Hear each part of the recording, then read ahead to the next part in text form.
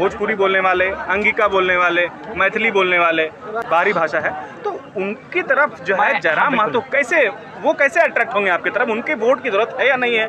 6 उपचुनाव, 3 उपचुनाव जब हम लोग आंदोलन नहीं किए तो उससे पहले के हैं। एक उपचुनाव आपका मांडर का हुआ, आंदोलन स्टार्टिंग फेज में था, यानी हम लोग का कोई पॉलिटिकल मूड नहीं था। 1-1.5 महीना का था कि सरकार अगर भाषा को वापस करती है तो हम लोग फिर बैक हो जाएंगे। तो मांडर के चुनाव को भी हम लोग बैक करते हैं। 2 उपचुनाव को हम लोग मानते हैं कि पीक टाइम में हुआ, एक रामगढ़ का चुनाव, एक डुमरी का चुनाव। तो रामगढ़ में तो जनता ने दिखा दिया, उनके बैक में चली गई, रामगढ़ में सरकार को झटका लगा। अब डुमरी की बात आती है तो डुमरी में अगर आप वोट के समीकरण को देखें तो मुझे लगता है ये जेएमएम और झारखंड मुक्ति मोर्चा और सरकार की उपलब्धि की नहीं, जगन्नाथ महतो की जो कार्यशैली रही है विगत 20 सालों में उसकी जीत है, और 24 में वो भी दिख जाएगा। भोजपुरी मगही बोलने वाले लोग, सबसे पहली बात, भोजपुरी मगही का हम लोग विरोधी नहीं है। हमने क्या कहा, शुरू से कहा है कि आसमान में एक चिड़िया उड़ती है, उस चिड़िया को गाने का अधिकार है, लेकिन उसे हम कानूनी मान्यता नहीं देंगे। अतः भोजपुरी मगही जो भाषाएं हैं उसे हम धनबाद बोकारो में बोलते हैं कि हम विरोध करते हैं कि यहाँ की जो कानूनी मान्यता है वो हम नहीं दे सकते हैं। वो बोलने के लिए आपत्ति नहीं है, लेकिन उस भाषा को जो हमारे क्षेत्र की नहीं, यहाँ संरक्षण क्यों मिलेगा?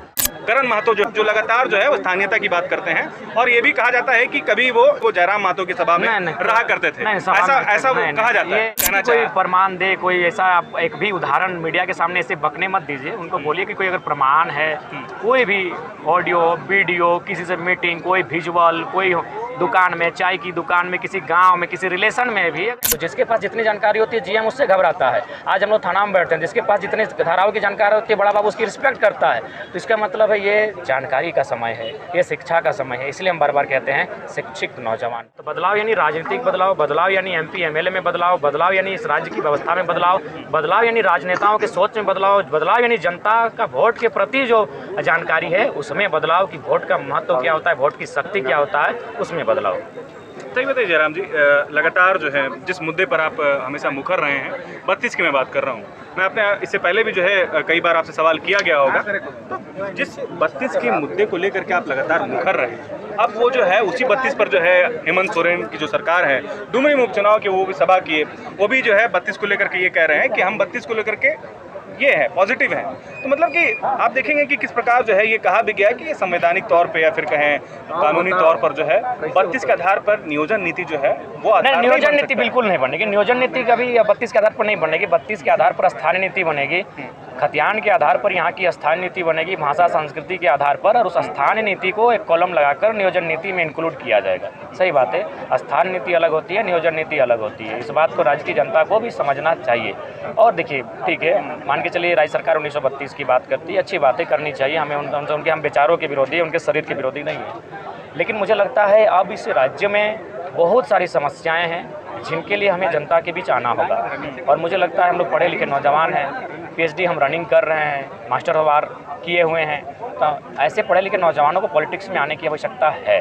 क्योंकि जो लोग नीति की स्पेलिंग नहीं जानते हैं, नीति का उच्चारण नहीं कर सकते हैं, उनके जिम्मे अगर हम लोग नीति बनाने की जिम्मेदारी सौंपेंगे तो मुझे नहीं लगता इस राज्य का मैंने बेहतर स्थिति हो सकता है। तो ऐसा ये ऐसा कह के आप कहीं मतलब कि इनडायरेक्टली आप किसी पर हमला तो नहीं कर रहे हैं? मतलब मान लीजिए अगर कोई पढ़ा लिखा नहीं है तो ये लोकतंत्र की खूबसूरती है, वो प्रतिनिधित्व कर सकता है, वो चुनाव लड़ सकता है, उसको संविधान इजाजत देता है। तो ये कहना जयराम महतो का ये कहना कि अगर किसी को नीति का वर्ड नहीं आता है या फिर लेजिस्लेटिव का इंग्लिश नहीं आता है तो वो क्या मतलब प्रतिनिधित्व नहीं कर सकता, लोकतंत्र उसको इजाजत नहीं देता है? मैं ये मेरा सवाल भारत का लोकतंत्र इजाजत देता है, ये खूबसूरती है कि पढ़ा लिखा नहीं भी है, जो कि देश के प्रधानमंत्री उसका सबसे खूबसूरत उदाहरण है। लेकिन मेरा मानना है कि अगर वो व्यक्ति जानकार नहीं है, पढ़ा लिखा नहीं है, तो उसका नुकसान राज्य को होता है, राज्य की जनता को होता है। ठीक है, मानते हैं, आपका हम सम्मान करते हैं, ये लोकतंत्र की खूबसूरती है, लेकिन लोकतंत्र की खूबसूरती के कारण आपके पास अभाव होने के कारण आप में निडर, देखिए शिक्षा जिसमें होगा वही निडर होगा।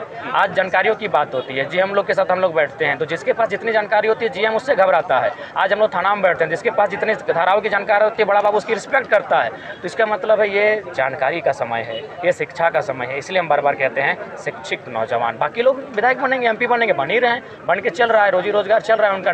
और जो लेकिन बदलाव अगर करना है, विशेष बदलाव करना है, तो मुझे लगता है पढ़े हुए नौजवानों का राजनीति में आने की आवश्यकता। मतलब आप ये चाह रहे हैं कि मतलब जो प्रतिनिधित्व करे, जो हमारा लीडर है वो पढ़ा लिखा, बिल्कुल पढ़ा। आपको इस बात से आपत्ति नहीं है कि अगर वो पढ़ा लिखा है या नहीं है, मतलब सिर्फ पढ़ा लिखा होना ये जरूरी है कि नहीं? अब तो हम बाकायदा हमने ये भी कहा कि पढ़ा लिखा के साथ साथ ऐसा हो, रिस्की हो, क्योंकि झारखंड के जितने भी राजनेता हैं जिन्होंने जनता का सपोर्ट किया है, कहीं ना कहीं जो कॉरपोरेट्स के लोग हैं उनको दबा देते हैं। शायद सुनील महतो की बात करें, यहीं मुंडा जी, बहुत सारे लोग विधायक सांसद रहते हुए उनकी जान गई। हमारे कॉमरेड महेंद्र सिंह रहे, चटर्जी जी रहे, लेकिन संसद की मैं अभी बात करता हूँ कि संसद के चुनाव सामने है, तो एक संसद की भी हत्या की जा सकती है। कहीं ना कहीं उसमें कॉरपोरेट्स का इनडायरेक्ट रोल था, डायरेक्ट हम नहीं कर सकते लेकिन इनडायरेक्ट रोल था। तो इसीलिए अब हमें एक ऐसे लीडर की आवश्यकता है जो पढ़ा लिखा हो, उसमें निष्ठा हो, और सबसे खास बात वो डरे नहीं, क्योंकि अगर डर गया तो फिर सब तो सेटिंग है।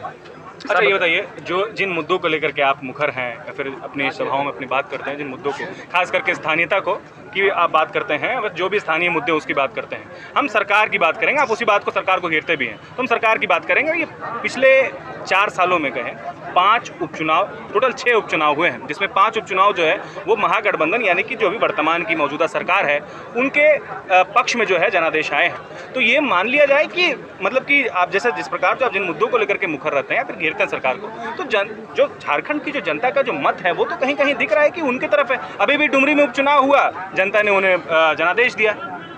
अब इस सवाल का हम बेहतरीन उत्तर देंगे। 6 उपचुनाव, जिनमें से 4 उपचुनाव, 6 की 5, 6 टोटल है, 5 एनडीए, 5 यूपीए, 5 यूपीए, 1 एनडीए। अब उसमें से जो 4 उपचुनाव हैं, 3 उपचुनाव जब हम लोग आंदोलन नहीं किए तो उससे पहले के हैं।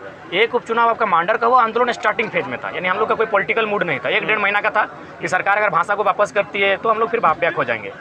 तो मांडर के चुनाव को भी हम लोग बैक करते हैं। 2 उपचुनाव को हम लोग मानते हैं कि पीक टाइम में हुआ, एक रामगढ़ का चुनाव, एक डुमरी का चुनाव। तो रामगढ़ में तो जनता ने दिखा दिया, उनके बैक में चली गई, रामगढ़ में सरकार को झटका लगा।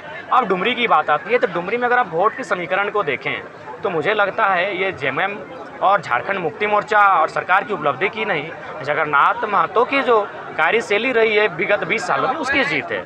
और 24 में वो भी दिख जाएगा, 24 में वो भी दिख जाएगा। ये व्यक्तिगत रूप से माननीय श्रद्धेय स्वर्गीय जगन्नाथ महतो की, उनके प्रति लोगों की जो श्रद्धांजलि रही उसकी जीत है, ये सरकार की उपलब्धि नहीं है। अच्छा ये बताइए, जिस प्रकार जो है अभी डुमरी चुनाव प्रचार में महागठबंधन की ओर से एक चेहरा जो था वो काफ़ी चर्चा में था, करण महतो जो है, नाम आपने नाम सुना होगा या फिर नहीं भी सुना होगा। करण महतो की मैं बात कर रहा हूँ, जो लगातार जो है वो स्थानीयता की बात करते हैं, और ये भी कहा जाता है कि कभी वो जेबी के मतलब कि कभी वो जयराम महतो की सभा में रहा करते थे, ऐसा कहा जाता है। ये नहीं। अच्छा, तो मेरा सवाल ये है जयराम जी कि उन्होंने कहा कि हम जो है सीना ठोक करके सामने आए हैं, ठीक है, डुमरी के चुनाव पर उन्होंने कहा कि हम खुली मन से जो है समर्थन देते हैं महागठबंधन को, जेएमएम को।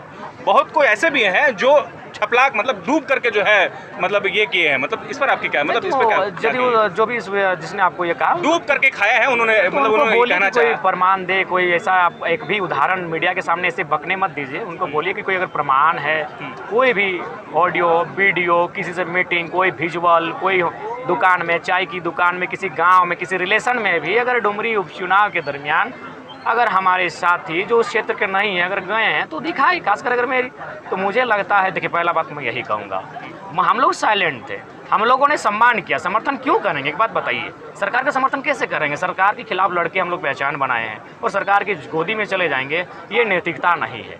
हम लोग जगन्नाथ महतो को सम्मान करते हैं, हम लोग कैंडिडेट नहीं दिए, लेकिन हम उनका समर्थन और सम्मान दोनों अलग विषय है। सम्मान किए, कैंडिडेट नहीं दिए, समर्थन नहीं कर सकते इसलिए क्योंकि वो सरकार के अंग थे और उनकी जो पत्नी वो भी मंत्री बनी है, सरकार की अंग है। तो सरकार के विरोध में हम लोग आंदोलन किए हैं, तो ये उनकी सोच है। जिन साथी का आपने नाम लिया, हमारी सोच ऐसी नहीं है। चलिए, तो ये क्लियर हो गया। चलिए आगे बढ़ते हैं, भाषा पर आते हैं। जिस भाषा की आप बात कर रहे हैं, मतलब कि जैसे आपने कहा कि जो झारखंड की भाषा है उसको लेकर के आप मुखर हैं, तो हम उस तरफ जाना जाएंगे, मतलब कि जो बाहरी लोग हैं, जो लगातार जो है आप बाहरी और भीतरी की जो यहाँ पर बात करते हैं और सभाओं में जो ये चर्चा होती भी है, आप नहीं करते हैं तो कोई और जो है मतलब सभा से चर्चा ज़रूर ये होती है। तो सवाल ये है कि भोजपुरी बोलने वाले, अंगिका बोलने वाले, मैथिली बोलने वाले और भी जो है जितने भी बाहरी भाषा है, तो उनकी तरफ जो है जयराम महतो कैसे अट्रैक्ट होंगे आपकी तरफ? उनके वोट की जरूरत है या नहीं है? मतलब जयराम महतो कैसे देखते हैं इस चीज़ को? देखिए, सबसे पहली बात, मैं आपके इस सवाल का एक बेहतर उत्तर दूंगा और जो बेहतर समझने वाले लोग हैं, जो इतिहास के जानकार, जो राजनीति के जानकार, जो सामाजिक जानकार, वो बहुत बेहतर समझेंगे। बिल्कुल आपने सही कहा, भोजपुरी मगही बोलने वाले लोग। सबसे पहली बात, भोजपुरी मगही का हम लोग विरोधी नहीं है। हमने क्या कहा, शुरू से कहा है कि आसमान में एक चिड़िया उड़ती है, उस चिड़िया को गाने का अधिकार है, लेकिन उसे हम कानूनी मान्यता नहीं देंगे। अतः भोजपुरी, मगही जो भाषाएं हैं उसे हम धनबाद बोकारो में बोलते हैं कि हम विरोध करते हैं कि यहाँ की जो कानूनी मान्यता है वो हम नहीं दे सकते हैं। वो बोलने के लिए आपत्ति नहीं है, लेकिन उस भाषा को जो हमारे क्षेत्र की नहीं, यहाँ संरक्षण क्यों मिलेगा? सीधी सी बात, आप VS नायपॉल का मैं उदाहरण देता हूँ, वो नोबेल विजेता है, लोग समझेंगे, इसलिए मैंने कहा कि समझदार लोग समझेंगे। VS नायपॉल जो भारत के, उनके वंश जो पूर्वज थे भारत के थे, वो त्रिनाद गए। जातिवाद त्रिनाद का जो धर्म है वो क्रिश्चियनिटी का है, और जो VS नायपॉल थे उनके पूर्वज ब्राह्मण थे, यानी काफ़ी धार्मिक लोग। जब वहाँ उनका कल्चर डिस्टर्ब हुआ तो वो नास्तिक बन गए। इसका मतलब जैसा देश वैसा भेष। हमारे लोग तमिलनाडु में रहते हैं तो तमिल सीखते हैं, वाड़ा कम बोलते हैं। हमारे लोग महाराष्ट्र का सम्मान करते हैं, मराठी सीखते हैं। तो ठीक उसी प्रकार वे लोग हमारी जो भाषाएं, क्षेत्रीय भाषाएं हैं, कहीं संथाली है, कहीं कुड़माली है, घोटा है, नागपुरी है, मुंडारी है, उनको सीखे, उनका सम्मान करें, उनका आदर करें। ये पूरे भारत में एकमात्र राज्य है जहाँ लोग थोपते हैं, जहाँ लोग दबंगई करते हैं। बाकी किसी भी स्टेट, गुजरात में लोग बोलते हैं कैम छो, गुजराती सीखने का प्रयास करते हैं। यही मैं साफ शब्दों में कहता हूँ। भोजपुरी मगही की बात आई तो भोजपुरी मगही बोलने वाले लोग महाराष्ट्र में भी रहते हैं, तमिलनाडु में भी रहते हैं और पश्चिम बंगाल में भी रहते हैं, और मुझे लगता है 15 लाख, 10 लाख, 5 लाख की संख्या में रहते हैं। तो वहाँ मांग क्यों नहीं? यानी झारखंड कमज़ोर है, यानी सभी चाहते हैं कि झारखंड को कमज़ोर रखा जाए। मेरा कहना है कि जैसा बाकी राज्य के लोग बाकी राज्यों में व्यवहार करते हैं, उसी प्रकार दूसरे राज्य के लोग हमारे राज्य में भी व्यवहार करें। यहाँ भाषाई संरक्षण उसी को मिल सकता है जो यहाँ के मूलवासी हैं। प्रवासियों का भाषाई संरक्षण किसी भी राज्य में नहीं है। बाकायदा आप असम में चले जाएंगे, वहाँ आज़ादी से पहले यहाँ के ही उराव, कुड़मी, संथाल, मुंडा ट्राइब गए हैं। आज उन्हें टी ट्राइब में रखा गया है, ना असमी माना गया, ना ट्राइब से माना गया है। तो एक ही देश में ये दोहरी मानसिकता झारखंड के साथ क्यों? जब हम महाराष्ट्र में गए, यही लोग तो मराठी का सम्मान करते हैं, मराठी सीखते हैं, वहाँ तो नहीं तो बोलते कि हमें भोजपुरी, हम लोग 5 लाख लोग रहते हैं, भोजपुरी की मान्यता दी जाए। तो झारखंड क्यों चाहेगा? झारखंड क्यों खुला बाजार? हम सम्मान करते हैं, हम तो शहर से बोलते हैं कि बिहार हमारा संवैधानिक दृष्टिकोण से बड़ा भाई।